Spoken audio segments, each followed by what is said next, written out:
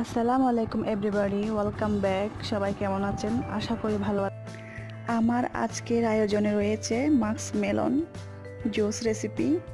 এটা একটা refreshing juice, তাই আমি আজকে খুব ইজিভাবে এটার জুস করে দেখাবো। প্রথমে আমি এটা কেটে নিচ্ছি।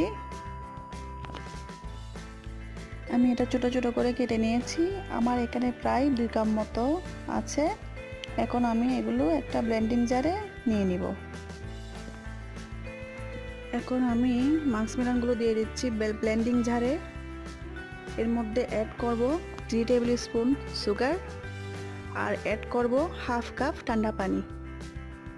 সবগুলো মিশিয়ে ভালো করে এগুলো ব্লেন্ড করে নিয়ে নেব।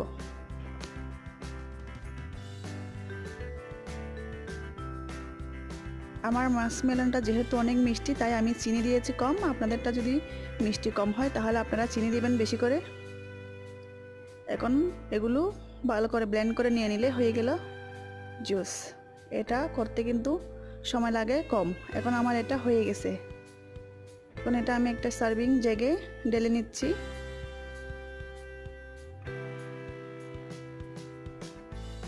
এটা কিন্তু খেতে অনেক টেস্টি হয়েছে। এখন আসছে প্রচণ্ড গরম, তাই এই গরমে এটা বানিয়ে উপভোগ করতে পারেন। আর এটা বানানো দেখলেন তো অনেক সহজ। এটা বাচ্চাদের থেকে শুরু করে বড়রা পর্যন্ত সবাই অনেক পছন্দ করবে। তাহলে আজ আর বাড়াচ্ছি না, এখানেই বিদায় নিচ্ছি।